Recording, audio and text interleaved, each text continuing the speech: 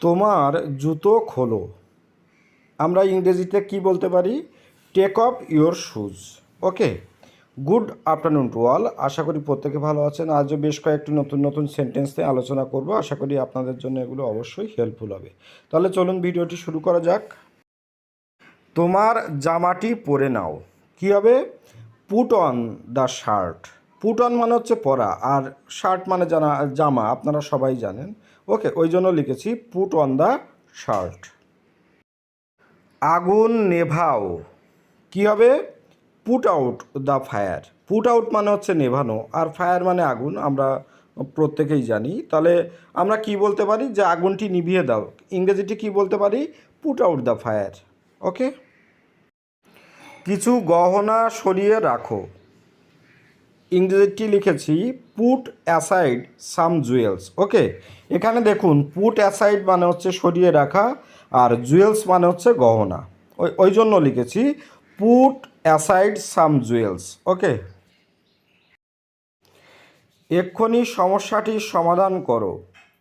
ইংরেজিটি লিখেছি work out the problem at once. এখানে দেখুন ওয়ার্কআউট মানে হচ্ছে সমাধান করা, আর প্রবলেম মানে হচ্ছে সমস্যার। ওই জন্য লিখেছি work out the problems at once. Okay, সে একটি গরিব পরিবারে জন্মগ্রহণ করেন। তাহলে কি লিখেছি? He came of a poor family. Okay, এখানে দেখুন কেম অফ মানে হচ্ছে জন্মগ্রহণ করা, আর পুয়ার ফ্যামিলি মানে গরিব পরিবার। ওই জন্য আমি লিখেছি he came of a poor family. Okay,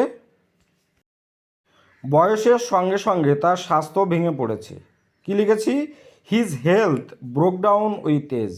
health মানে হচ্ছে স্বাস্থ্য, আর ব্রেকডাউন মানে হচ্ছে ভেঙে পড়া। যেহেতু ভেঙে পড়েছে পাস্ট, ওই জন্য লিখেছি ব্রোক ডাউন, আর এজ মানে বয়স।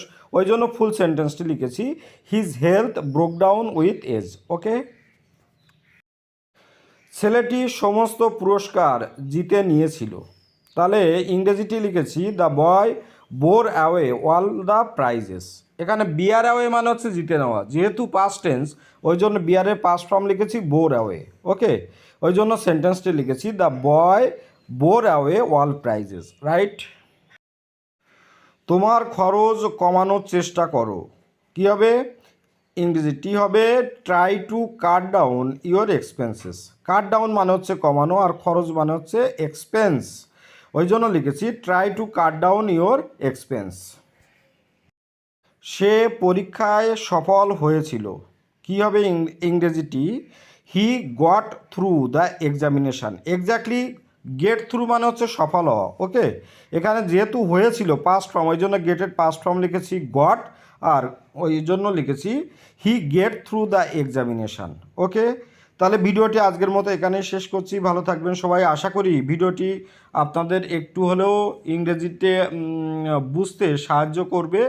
আর অবশ্যই বলবো বাড়ির ছোট ছোট ভাই বোনদের বা বাড়ির ছোট ছোট বাচ্চাদেরকে শেখাবেন, দেখবেন ওদের ইংরেজিতে একটু হলেও জ্ঞান বাড়বে।